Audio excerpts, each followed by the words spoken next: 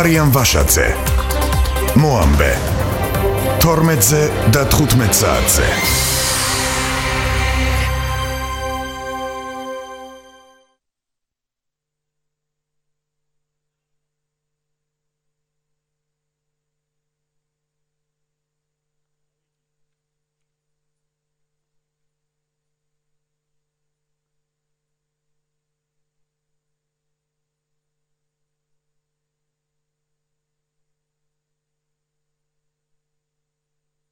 მინდელის შახში საგამოძიებო მოქმედებები გრძელდება, ტრაგედიისას დაღუპულთა ოჯახები დილიდან სამძიმარს იღებენ.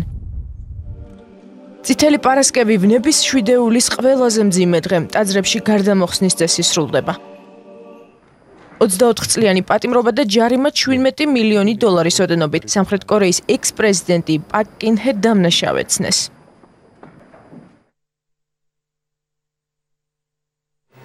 კიდევ ერთხელ მოგესალმებით, მოამბეს 15 საათზე მარიამ ვაშაძე წარმოგიდგენთ.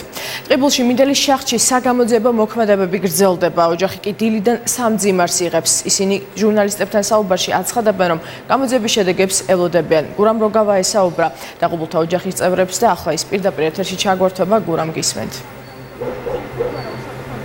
დიახ, ჩვენ ვესაუბრეთ დილას დაღუპული მეშახტეების ოჯახის წევრებს, მათ მიუსამძიმრეთ, ისინი იხსენებენ მომხდარს და ამბობენ, რომ ელოდებიან გამოძიების შედეგებს და იმედი აქვთ, რომ გარკვეული დეტალები სწორედ ამ გამოძიების შედეგად გაირკვევა, თუმცა მათივე განცხადებით იმ შედეგს, რომელიც ამ უბედურმა შემთხვევამ მოიტანა, ვერაფერი შეცვლის. ჩვენ ვესაუბრეთ 25 წლის მეშახტის პავლე გამიზარდაშვილის ოჯახის წევრებს. მამამისიც მეშახტეა და ის 2010 წელს სწორედ მიღებული ტრაუმის შედეგად უკვე ვეღარ აგრძელებდა მუშაობას და ამ დროს მისი შვილი იყო 17 წლის და სწორედ პავლე გამიზარდაშვილმა მამისთვის მიყენებული ტრაუმის შემდეგ გადაწყვიტა, რომ თავადაც გამხდარიყო მეშახტე და როგორც ოჯახის წევრები იხსენებენ, მან სკოლიდან პირდაპირ შახტაში წასვლა გადაწყვიტა.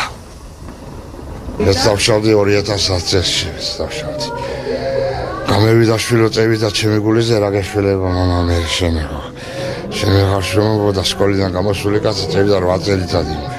გევისურა მე 4 სვენაში და თალმეორ დღეს ისვენა და გავყევი პლოშავდე ფთხილად მე უთხარი მამა სიცოცხლეს მოგამოწარა.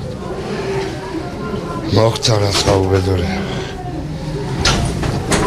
ძალიან დიდი ტრაგედია დატრიალდა. ტყიბულში ამნაირი არ ახსოვს შენ. დაზღვეული არავინ არ არის. არავინ არ იცის იქ რა მოხდება, ხალხო არა.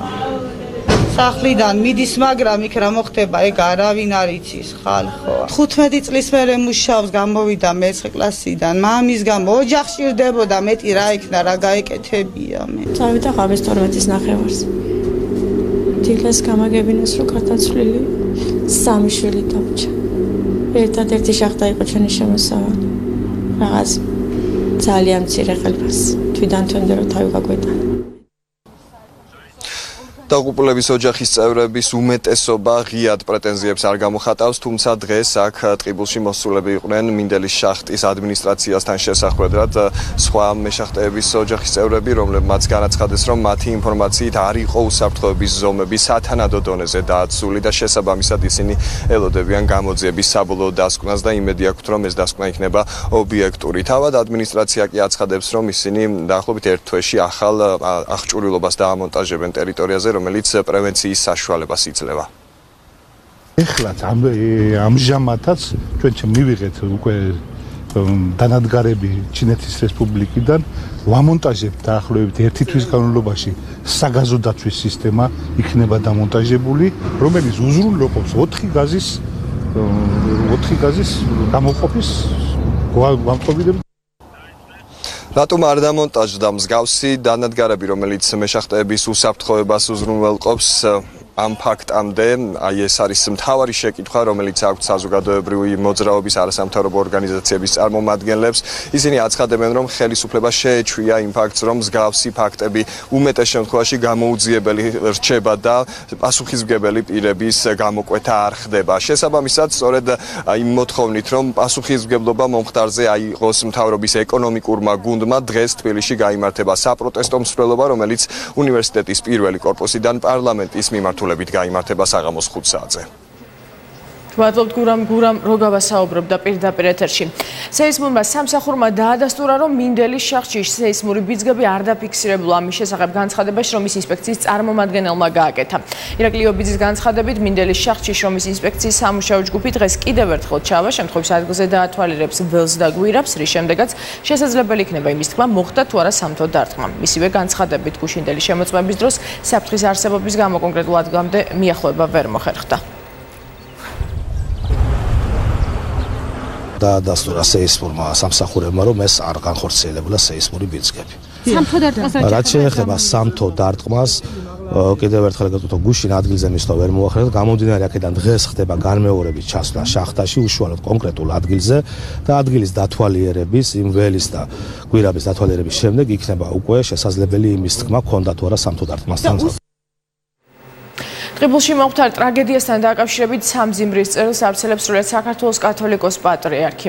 დიდია ჩვენი გულისტკივილი ტყიბულის შახში ახლახანს მომხდარი ტრაგედიის გამო, რომელმაც 6 ადამიანის სიცოცხლე შეიწირა. მართალია უფლისნების გარეშე არაფერი ხდება, მაგრამ ალბათ მეტი ზრუნვა გმართებს ადამიანის სიცოცხლის დასაცავად. აღვავლენთ ლოცვებს გარდაცვლილთა სულების საუხად, რათა უფალმა სავანესა მართალსა დაუმკვიდროს პავლეს, გიორგის ელგუჯას, მოგი გიორგის მირზასა და ბესარიონის უკვდავის სული, ხოლო მათი ოჯახის წევრებსა და ახლობლებს მიანიჭოს მტკიცე რწმენა იმისა, რომ სიცოცხლე არ მთავრდება სიკვდილით, არამედ იგი დასაწყისია მარადიული ცხოვრებისა, რომლისთვისაც ყველანი უნდა მომემზადოთ. იმ ქვეყნად წასულთ კი ლოცვითა და ღვთისადმი საქმეებით შევეწიოთ. აღნიშნულია წერილში. ტყიბულში მომხდარი ტრაგედიის გამო საქართველოს მეგობარი ქვეყნები უსამძიმრებენ. განცხადება გაავრცელა აზერბაიჯანის საგარეო საქმეთა სამინისტრომ. საქართველოში მინდელის შახში ინციდენტის გამო გულწრფელად თანამოგზნო ოჯახებს, ასევე მეზობელი და მეგობარი ქვეყნის მთავრობას და ხალხს უსურვებ დაშავებულებს სწრაფ გამოჯანმრთელებას წერია განცხადებაში, რომელიც უწყებამ სოციალურ ქსელში გაავრცელა. ტყიბულში მომხდარი ტრაგედიის გამო მწუხარებას გამოხატავს ლიტვის საგარეო საქმეთა სამინისტროც და დაღუპულების ახლობლებს თანაუგზნობს. გულწრფელად თანამოგზნობთ საქართველოში ნახშირის საბადოზე მომხდარი ინციდენტის შედეგად დაღუპული 6 მეშახტის ოჯახის წევრებს და მეგობრებს წერია განცხადებაში. ქუთაისის რეგიონულ კლინიკურ საავადმყოფოში ტყიბულში მომხდარი ტრაგედიისას დაშავებული 2 მეშახტე რჩება, მესამე პაციენტი უკვე სახლში გაწერეს. ჰოსპიტალის დირექტორის ირაკლი ოგინავას თქმით, ამ დრომდე რეანიმაციაში იმყოფება 55 წლის გიორგი ნიქაბაძე, თუმცა მისი ჯანმრთელობის მდგომარეობა სტაბილურია. რაც შეეხება კიდევ ერთ დაშავებულს, მერაბ აშოთიას საავადმყოფოდან სავარაუდოდ დღის ბოლომდე გაწერენ. გუშინ შემოვიდა 3 პაციენტი, ერთი უკვე გაეწერა ბინაზე, ერთი სავარაუდოდ დღეს საღამოს ან ხვალდილით გაეწერება ბინაზე. ბატონი, რომელიც რეანიმაციაში მკურნალობდა, აგზელებს რეანიმაციაში მკურნალობს და მისი სტატუსი შედარებით გაუმჯობესებული. ქალის მძიმე ტრავმა აქვს, ახიზვლების მოტეხილობა, გულმკერდის მძიმე ტრავმა აქვს, ჰემოპნევმოთორაქსი აქვს, რომელიც დრენირებულია. ბათუმის საზღვაო ჰოსპიტალიდან დიდი რაოდენობით ნარკოტიკული ნივთიერების შემცველი 6000-მდე ამპულა დაიკარგა. გავრცელებული ინფორმაციას ადასტურებენ შინაგან საქმეთა სამინისტროში. როგორც პირველ აღთან უწყებაში განაცხადეს, შეტყობინება საავადმყოფოდან შევიდა. საქმე კი 279 მუხლით აღიძრა, რაც ნარკოტიკული საშუალების ან პრეკურსორის დამზადების, წარმოების, მიღების, აღრიცხვის, გაცემის, შენახვის, გადაზიდვის, გადაგზავნის ან შემოტანის წესის დარღვევას გულისხმობს. პირველ აღთან ფაქტი კლინიკურმა მენეჯერმა თამარ გაიშვილმაც დაადასტურა. მან განაცხადა, რომ ფაქტს არ მალავენ, თუმცა დეტალებზე ამ ეტაპზე ვერ საუბრობენ. ვიძლევი ინფორმაციას ამ საკითხთან დაკავშირებით. შინაგან საქმეთა სამინისტროს უკვე გამოტანილი აქვს როგორც ჩანს საჯაროზე. დასამალ ჩვენ არაფერი არ გვაქვს. მოხდა ფაქტი, გააკეთა კლინიკის მიერ რეაგირება. დანარჩენ საკითხებზე გიპასუხებს მინდიან სურმაიძე. ერთი გარდაცვლილი და 3 დაშავებული ხანძარი ჭუღურეთის რაიონში კიევის ქუჩაზე გაჩნდა. საცხოვრებელი სახლი სასტუმროდ იყო გადაკეთებული და უცხოელი ტურისტები ცხოვრობდნენ. ხანძრის შედეგად იორდანიის მოქალაქე 70 წლამდე მამაკაცი დაიღუპა, ხოლო დაშავებულთაგან ერთის კლინიკაში გადაყვანა გახდა საჭირო. გარდაცვლილის ცხედარი ექსპერტიზის ბიუროში გადაასვენეს. ხანძრის შედეგად სულ 200 კვადრატული მეტრის ფართობი, მეორე სართული და სხვენი დაიწვა. ადგილზე მობილიზებული იყო საგანგებო სიტუაციების სამსახურის 13 ერთეული ბრიგადა და ასევე სასწრაფო დახმარება. 2 საათში ხანძრის სრულად ლიკვიდირება მოხდა. როგორც ადგილზე მისულმა ჭუღურეთის რაიონის გამგებელმა განაცხადა, წინასწარი ინფორმაციით ხანძარი სავარაუდოდ დაუდევრობამ გამოიწვია. დავინახე რა, ხმა გავიგონე, რომ პიროვნება ყვიროდა. მიშველეთ არ ვიცი ახლა უცხო ენაზე ყვიროდა, მაგრამ განწირული ხმით და კვამლი ჩანდა. კი, გამოიყვანეს, პიროვნება გამოიყვანეს, მაგრამ სხვები იყვნენ თუ არა არ ვიცი. ჩემი მეზობელია, აქ ვცხოვრობ, დილით იყო საშინელი ყვირილი, აივანზე იყო ხალხი. გამოვედით ჩვენც დავრეკეთ იმ წუთას სახანძრო ძალიან მალე მოვიდა ითხოვდნენ შველას მე გავაგებინეთ რომ ტრუბიდან უნდა ჩამონძრალიყვნენ და ყველა ჩამოძრა ვეკითხებოდით რომ სრულად იყვნენ თუ არა მაქსიმალურად ვეხმარებოდით ანუ ჩემი მეზობლები ბიჭები ძალიან ეხმარებოდნენ მაგრამ თვითონაც არ ახსოვდათ რომ ერთი კაცი იყო შიგნით მოხუცი და მე სახანძრომ რომ ჩააქროს ეს ხიმერი აღმოჩნდა გარდაცვლილი. ადგილზე მთლიანობაში მობილიზებული იყო 13 ერთეული სახანძრო სამაშველო ჯგუფი. იწოდა დაახლოებით 200 კვადრატული მეტრი ფართობი მეორე სართული და სახურავი. იყო ხანძრის გავრცელების საშიშროება, ვინაიდან არის მჭიდრო დასახლება. მაგრამ დროულად იქნა ხანძარი ლოკალიზებული. ხანძრის შედეგად სულბუქად დაშავდა 3 ადამიანი, სამწუხაროდ გარდაცვლილი არის 1 ადამიანი.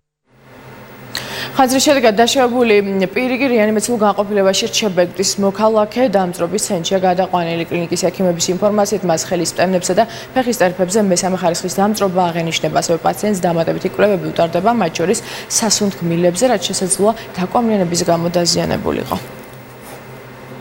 დამწრობა მიიღო ცეცხლის ალით ბინაში სადაც ცხოვრობდა მიიღო 5%-მდე მეორე მესამე ხარისხის ასევე სავარაუდოდ შეიძლება იყოს სასუნთქის გზების თერმულ-ინჰალაციური დაზიანება. ამის გამო პაციენტი მოთავსდა რეანიმაციის განყოფილებაში და იქ უტარდება შესაბამისი მკურნალობა და ინტენსიური თერაპია. სტეფანწმინდაში მყინვარწვერზე 3600 მეტ სიმაღლეზე დაშავებული ალპინისტების ევაკუაცია მოხერხდა მედეო სადგურიდან. ვეთფრენდ 2 მოქალაქე ჩამოიყვანეს, მათ სიცოცხლის საფრთხე მუქრებას მოხერხდა გარდაცვლილი ბელგიის მოქალაქის გადმოსვენებაც. შინაგან საქმეთა სამინისტროს ინფორმაციით მომხდარზე გამოძიება სისხლის სამართლის კოდექსის 116 მუხრით მიმდინარეობს, რაც გაუფრთხილებლობით სიცოცხლის მოსპობას გულისხმობს. ეხლა დასრულდა სამშობლო მოძიება. გარდაცვლილიც გადმოსვენებულია და ორი მოქალაქე გადმოყვანილებია. ეს საათზე სუბუქი დაზიანება ჯანმრთელობას არანაირი საფრთხე არ ემუქრება. ექიმების დაკვირვების ქვეშ. დღეს წითელი პარასკევია ვნების კვირეულის ყველაზე მძიმე დღე მართლმადიდებელი ეკლესია იესო ქრისტეს ჯვარცმას ჯვრიდან გარდამოხსნას და დაკრძალვას იხსენებს. ტაძრებში გარდამოხსნის წესი სრულდება. მსურველი საქართველოს კათოლიკოს პატრიარქი გარდამოხსნის წესს ყოველწმინდა სამების საკათედრო ტაძარში ასრულებს. მარიამ მენაბდე განაცხადებს თემას ახლა ტაძრიდან პირდაპირ ეთერში მარიამ გისმენთ. ზუსტად 1 საათის წინ საქართველოს ყველა მოქმედ ტაძარში დაიწყო გარდამოხსნის გამოსვენების რიტუალი. ეს სიმბოლურად 2 საათზე ხდება, რადგან სახარების მიხედვით სწორედ ამ დროს მიიცვალა ჯვარზე გაკრული მაცხოვარი.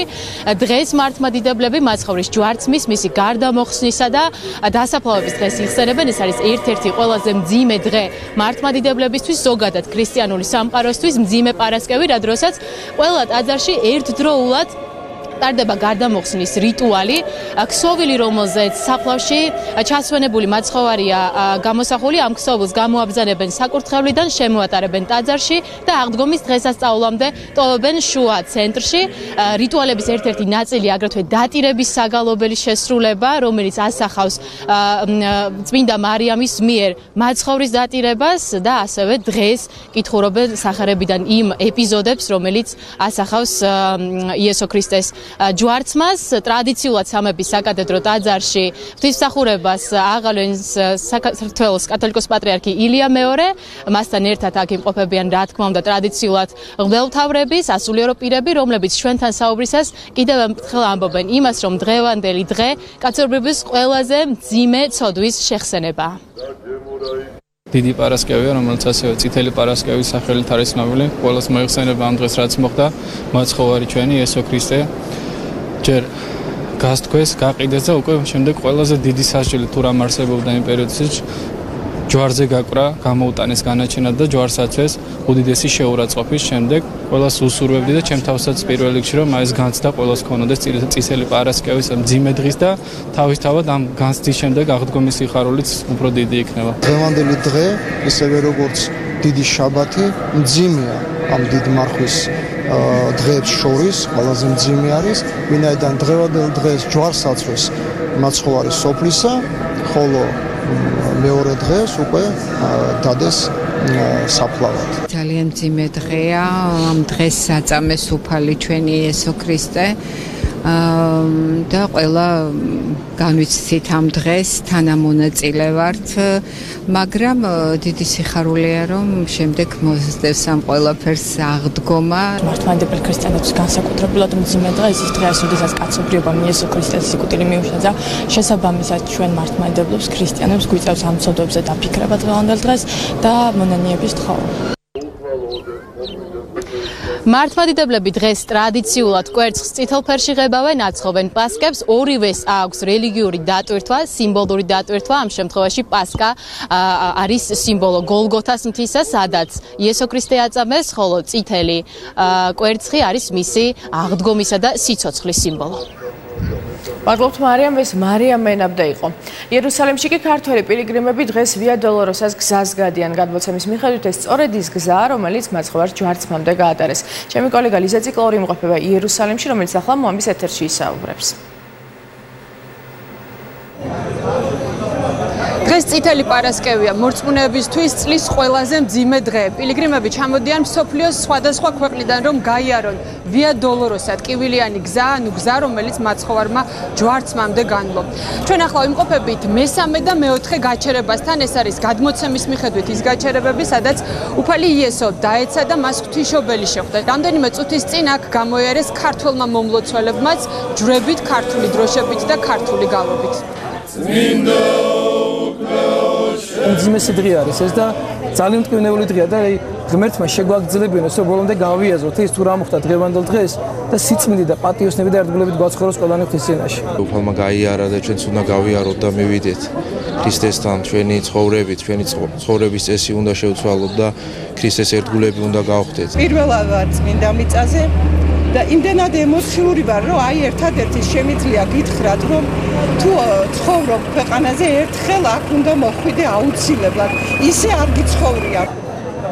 ვია დოლოროსა, ეს არის 600 მეტრიანი გზა და არის 14 გაჩერება გადმოცემის თანახმად, ანუ 14 ადგილი, სადაც მაცხოვარი ჯვარცმამდე ჩერდებოდა. ვია დოლოროსა სრულდება უკვე მაცხოვრის ტაძართან გოლგოთაზე, სადაც მაცხოვარი ჯვარს გააკრეს. ლიზა ციკლაური საუბრობდა იერუსალიმიდან. აღდგომის დღეს სწავლთან დაკავშირებით 8-9 აპრილს თბილისში მდებარე სასაფლაოებთან მისასვლელ გზებზე გარკვეული შეზღუდვები წესდება. შინაგან საქმეთა სამინისტროს ცნობით საბურთალოს, კუკიას, მუხათგვერდის და თბილისის ზღვის სასაფლაოების მიმართულებით ავტომანქანები შემდეგი მარშრუტით იმოძრავებენ. საბურთალოს სასაფლაოსთან ავტომანქანებით მისვლა შესაძლებელი იქნება ბაჟა-ფშაველას, გამზირიდან, სანდროევლის ქუჩის და უნივერსიტეტის ქუჩის გავლით. სასაფლაოს ტერიტორიას ავტომანქანები უნივერსიტეტის ქუჩით, თამარაშვილის ქუჩის მიმართულებით დატოვებენ. კუკიას სასაფლაოს მიმართულებით მოძრაობა შესაძლებელი იქნება ჩიტაიას მოედნიდან, ნორიოს აღმართის და მამარდაშვილის ქუჩის გავლით. სასაფლაოს ტერიტორიას ავტომანქანებით საიშის, ხვალონის, აბაშიძისა და ცხრაძმის ქუჩები დატოვებენ. მუხათგვერდის სასაფლაოსკენ ავტომანქანებისთვის მოძრაობა შესაძლებელი იქნება როგორც დავით აღმაშენებლის ხეივნიდან, ისე ფარნაოს მეფის გამზირიდან. თბილისის ზღვის სასაფლაოს მიმართულებით ავტომანქანებისთვის მოძრაობა ნებადართული იქნება ხუდადოვისა და ანაპის დივიზიის ქუჩებით, ასევე თემქის მხრიდან. სასაფლაოდან წამოსვლა შესაძლებელი იქნება მუხრანის, ბეჟანიშვილის და ხუდადოვის ქუჩებით. საზოგადოებრივი ტრანსპორტი სასაფლაოებთან მიმოსვლისთვის ამავე მარშრუტით იმოძრავებს.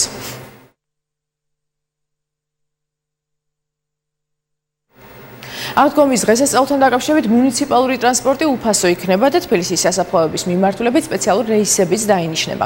დედაქალაქის მერის გადაწყვეტილებით 9 აპრილს დილის 8-დან საღამოს 20 საათამდე ავტობუსები მგზავრებს მუხათგვერდის და ვაშლიჯვრის სასაფლაოებზე მეტრო დიდუბიდან მოემსახურება. კუკია მახათასკენ, სადგურის და მარჯანიშვილის მოედნებიდან. საბურთალოს სასაფლაოზე მეტრო დელისიდან, მეტრო სარაჯიშვილიდან კი გავა მუნიციპალური ტრანსპორტი თბილისის ზღვის სასაფლაოზე. ასევე ველის სასაფლაოსკენ მიმავალი ავტობუსი გაჩერდება ბესარიონ ჭიჭინაძის ქუჩის 25 კორპუსის მიმდებარედ, ხოლო ვარკეთილის სასაფლაოებისკენ იმოძრავებს მეტრო ვარკეთილიდან და შუამთის ქუჩაზე მე-10 კვარტლის მე-15 კორპუსთან. უფასო იქნება მეტროც და 7 აპრილს მოსახლეობას გახანგრძლივებულ რეჟიმში 23 საათიდან 8 აპრილის დილის 4 საათამდე მოემსახურება. განისაზღვრა სრულ ალოკაცია, რომელიც სასაფლაოების მიმართულებით იმოძრავებს. აღნიშნულ მარშრუტებზე 82 ავტობუსი იქნება გათვალისწინებული, რომლებიც დაიცავენ ინტერვალს 4 წუთიდან 20 წუთამდე, რომ მოემსახურონ მგზავრს. შესაბამისად, მომსახურება ალოკაციიდან იქნება უფასო. შინაგან საქმეთა სამინისტროს სასაზღვრო პოლიცია საქართველოში აკრედიტებული ნატოს წევრი და პარტნიორი ქვეყნების ატაშეები ეწვივნენ სტუმრებს სასაზღვრო პოლიციის უფროსი და სანაპირო დაცვის დეპარტამენტის წარმომადგენლები შეხვდნენ. მხარეებმა საქართველოს შინაგან საქმეთა სამინისტროს სასაზღვრო პოლიციის განვითარების საკითხებსა და პრიორიტეტებზე ისაუბრეს. ასევე დეტალურად განიხილეს სანაპირო დაცვის როლი, საზღვრის დაცვის მიმართულებით არსებული ვითარება და უწყებათა შორისი თანამშრომლობა. შეხვედრის მონაწილეებმა უსაფრთხოების სფეროში ჩართულ უწყებებს შორის ეფექტიანი კოორდინაციის მნიშვნელობაზე ისაუბრეს. შეხვედრის ძირითადი თემა გახდა სანაპირო დაცვის ფუნქციები და ამოცანები, ისევე როგორც სამომავლო ხედვები ქვეყნის საზღვაო უსაფრთხოების უზრუნველყოფის სფეროში და მისი ურთიერთქმედება თავდაცვის სამინისტროსთან ამ მიმართულებით. შეხვედრაზე ასევე განვიხილეთ შავი ზღვის უსაფრთხოების სფეროში არსებული და პერსპექტიული საერთაშორისო თანამშრომლობა. სამხრეთ კორეის ექს-პრეზიდენტი პან გი ჰე ძალაუფლების ბოროტად გამოყენებაში დამნაშავეცნეს და 24 წლით თავისუფლების აღკვეთა მიუსაჯეს. ჯარი მისახეთ კი 17 მილიონი დოლარი დაეკისრა. მას კორუფციის 18 ეპიზოდში წაუყენეს ბრალი. ეს ყველაზე მასშტაბური დანაშაული არის ოდესმე სამხრეთ კორეის რომელიმე პრეზიდენტისთვის ბრალი წაუყენებიათ. პან გი ჰემ თანამდებობა 2017 წლის მარტში იძულებით დატოვა, მის გადადგომას ფართომასშტაბიანი საპროტესტო აქციებზე რამდენიმე კვირის განმავლობაში ითხოვდნენ. ყოფილმა პრეზიდენტმა თავდაპირველად უარი თქვა საკუთარ სასამართლო პროცესს დასწრებოდა, იგი ამტკიცებდა რომ სასამართლო და პროკურატურა ცრუობს.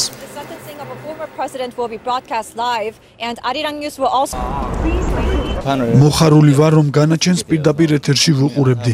ვიმედოვნებდი რომ ყოფილი პრეზიდენტი სასამართლო დარბაზში იქნებოდა. ეს სირცხვილია.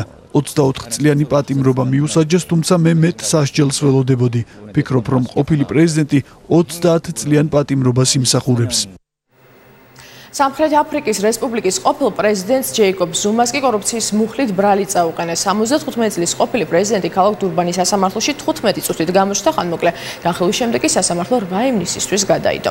ჯეიკობ ზუმას გასამართლება კორუფციის, რეკეტის, თაღლითობის და ფულის გადათრების მუხლებით ემუქრება. გამოძიება 16 ეპიზოდზე მიმდინარეობს. ზუმას ადვოკატები ბრალდებებს გაყალბებულს და პოლიტიკურად მოტივირებულს უწოდებენ. თავად ყოფილი პრეზიდენტი კი ბრალდებებს უარყოფს. კორუფციის ბრალდება 1990-იან წლებში შეერაღების შესყიდვას უკავშირდება.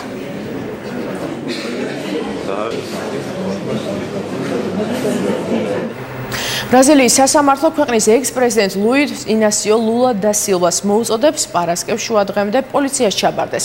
ბრაზილიის ყოფილ ლიდერს 12 წლით თავისუფლების აღკვეთა აქვს მისჯილი. გადაწყვეტილება ლულას დაპატიმრების შესახებ ბრაზილიის უზენაესმა სასამართლომ ხუთშაბათს დილით მიიღო.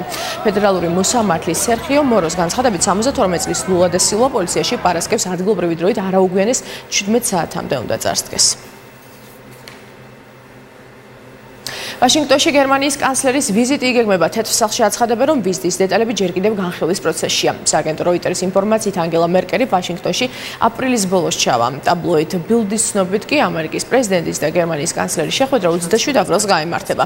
დონალდ ტრამპმა გერმანიის მიმართ კრიტიკული განცხადებები არაერთხელ გააკეთა. ამერიკის პრეზიდენტი ბერლინის ჩრდილოეთ ნაკად ორის ინვესტიციისთვის, ნატოში დაბალი კონტრიბუციისთვის და სკრიპალის საქმეზე რუსეთის მიმართ არასაკმარისად მკაცრი პოზიციებისთვის აკრიტიკებს. გერმანიის სასამართლომ აჯანყების ბრალდება კალეს პუიჯდემონის ექსტრადირებისთვის საკმარის საფუძვლად არ მიიჩნია და კატალონიის ექს-პრეზიდენტი გირაოს ანსვლად გაათავისუფლა. კალეს პუიჯდემონს გირაოს სახით 75,000 ევროს გადახდა დაეკისრა. სასამართლოს განცხადებით პუიჯდემონის წინააღმდეგ ესპანეთში კვლავ არსებობს კორუფციის მუხლით ბრალდებები. ეს კი იმას ნიშნავს, რომ გერმანია ექსტრადირება ამ ეტაპზე შეაჩერა და ბოლომდე არ გამოურიცხავს. გერმანიის სასამართლო კატალონიის ყოფილი ლიდერის ექსტრადირების საკითხს კვირაზე მეტი ხნის განმავლობაში განიხილავდა. პუიჯდემონი 25 მარტს ბერლინში მას შემდეგ დააკავეს, რაც მის წინააღმდეგ ესპანეთის უზენაესმა სასამართლომ საერთაშორისო დაკავების ორდერი გასცა.